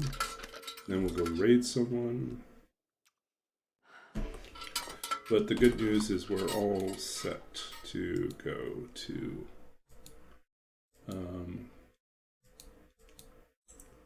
do our big forge.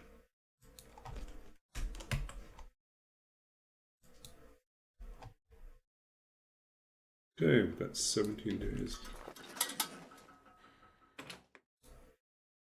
One more time for the big save.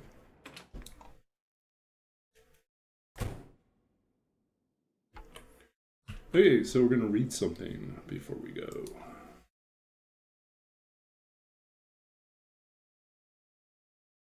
Lately, I've been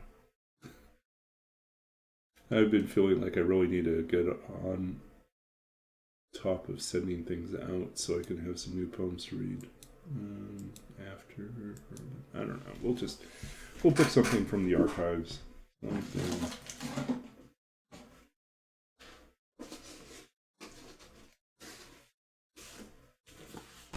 do something old and something new. Yeah, something. We'll see. Does something jump out of the...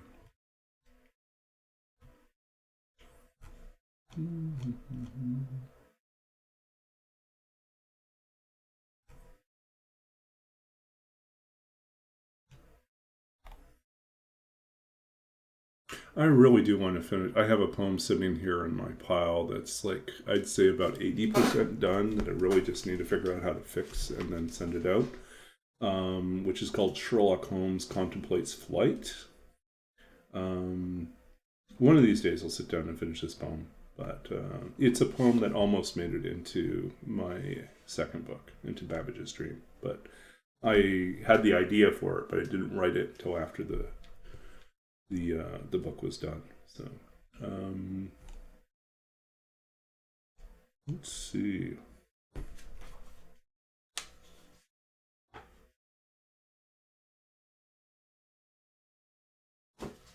Something old and something new. I'll do two things. Something old and something new.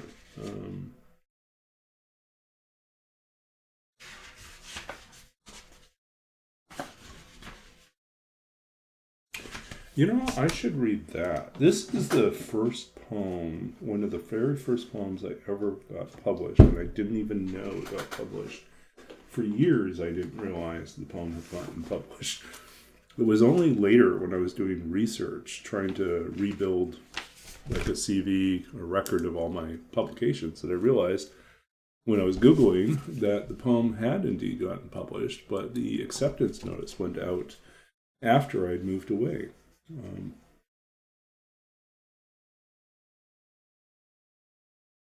Yeah, I that is one of my favorite quotes, is when he talks about his mind as an attic. Okay, so this is a poem that eventually it got published in Southern Poetry Review, which is I looked it up recently, and it has I think, what is it? It's a.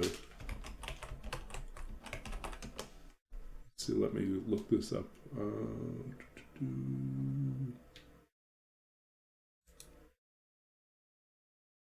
They have a ridiculously low acceptance rate.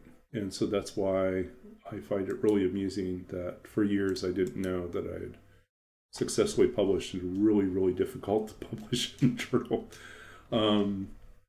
Let's see.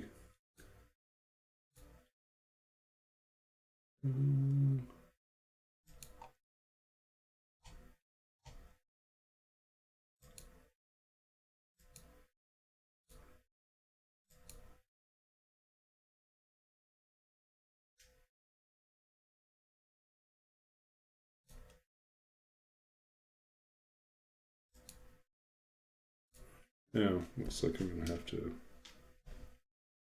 Hold on a second. I'm really.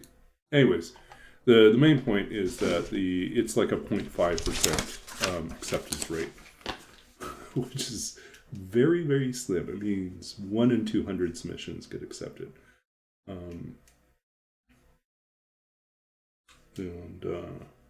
Yeah, so this was the poem that got accepted. Love Song. I count the bowed heads of lampposts congregating out of shadows, her fingers secretly setting the gates of the city ajar. Listen for the movements of cats and strangers in the dark alleys behind abandoned stores. She carves a moon from the whites of his eyes, pulls stars from her own bones. Watching the old green cars rust in the lane beneath the silent eye of the November moon. Within these shadows she whispers names, divides her flesh from spirit.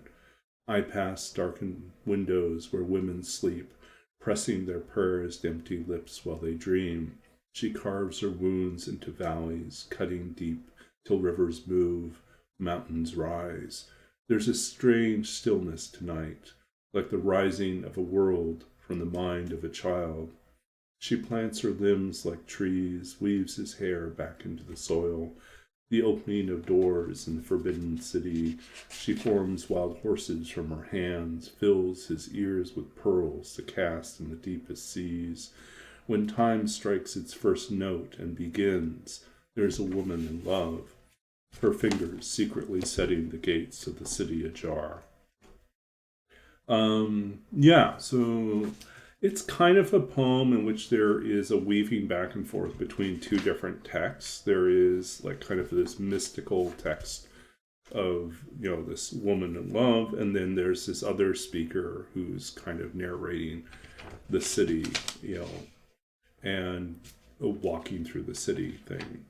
I don't know. I'm really kind of surprised that it was accepted for publication, but it's not terrible, but I don't know. It's kind of weird, and for some reason they liked it and they wanted to publish it. So maybe we'll do one more, something more recent. I would say, in a sense, that is like the earliest piece that falls into that.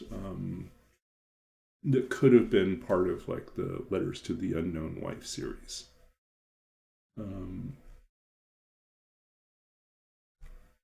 So we have something else.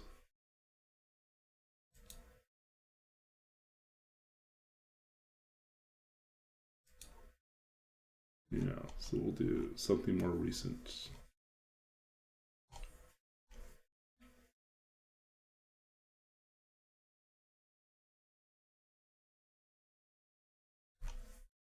I really just need to send more of these things out. Okay. This is Farewell After Li Bai. So this is kind of a poem that is in reference to a classical Chinese poem called Seeing a Friend Off, or Sending Off a Friend, an old friend. Farewell. This is where we part, a stone gate on the end of an ancient pasture, or at the edge of a city no one remembers. The walls older than you, or me, older than a goodbye, this awkward lull before the wind rises between us, wind-blown leaves and seeds carried across a barren world too vast to comprehend. Who knows if you will return, or if I will return, or what the land will remember of the words we say here, already swallowed up by the wind, already erased. It's just your hand, the car moving, my hand empty, but filled with the last light of the sun, a lone tree swaying in the breeze. And so that was published in Tupelo Quarterly in 2022. Okay, so something old and something new. And I think we are done. It's emerging. I have also a recent, that's probably the most recent thing I was working on, is a poem about emerging, because I taught a class recently, a 10-day course. Oh yeah, Prof, I taught an online class for Sage Hill Writing, which is a Saskatchewan-based writing organization. But a 10-day course where I lectured or ran workshops or led discussions on craft or on topics related to writing for 10 days straight, with each of the lectures running 3 hours. So 3 hours of teaching or discussion or workshop, plus an additional, also additionally like 90-minute sessions with each participant to do one-on-one coaching and mentorship. Oh, you want another? Okay, Nuka has a request for a letter. You're lucky, I almost read one of the letters. And I will do it. I will do a letter. So. I really need to send out the rest of the letters so I can read from them too.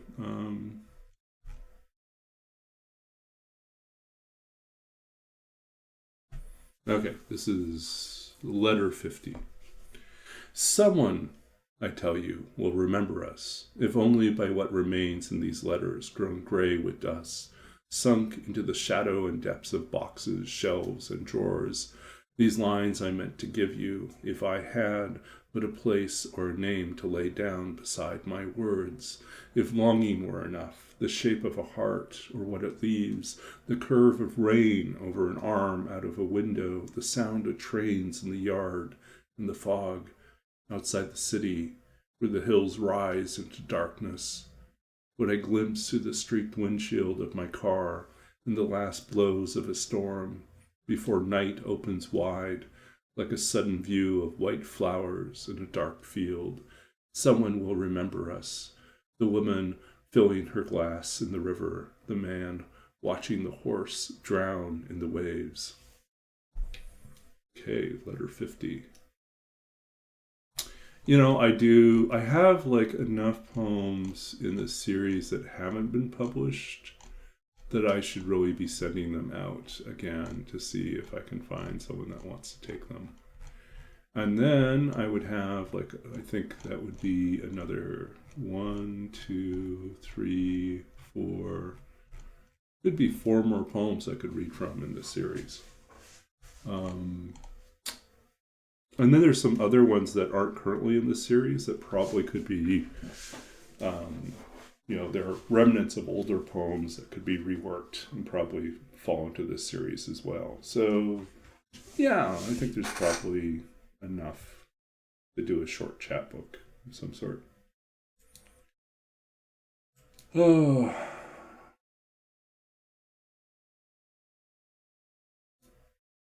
Miner's footprint. Yeah. Nuka, the other thing you missed is a new redeem that I now offer, which is the long noir, where I read an excerpt from the Maltese Falcon, which is now in public domain. And so so we did that earlier, although I'm going to have to set a timer because I got a little carried away and we read it a little bit long. So it was long. It's like you get what you pay for, right? So we will definitely recalibrate and choose to set some sort of timer for myself so I don't go too far. But anyways, it was interesting. I don't know, it was fun. Definitely, there are definitely aspects of it that feel very dated, but hey, it's 1930s, right? So. Okay, so thank you all for hanging out with me tonight. We are going to get ready to head out. Oops. Let's find someone to raid.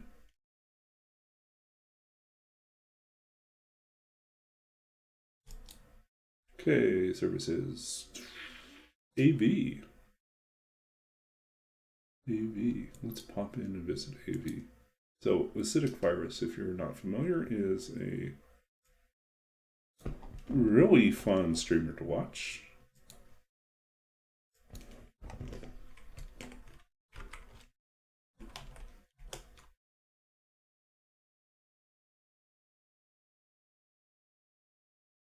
Let's see. Okay, so we're gonna head over to AVs. Yeah, thanks for dropping in, Nuka. We do appreciate seeing you, even if it was just at the very end. Great to see you, Prof. Good to see you, Roller. And thank you all for lurking and hanging out. We'll be back again. Prof, do take good care of yourself and get better. Yeah, looking forward to learning more about the new find. We'll see if I can make it out there sometime. Okay, so off we go. We're ready to go. I don't know.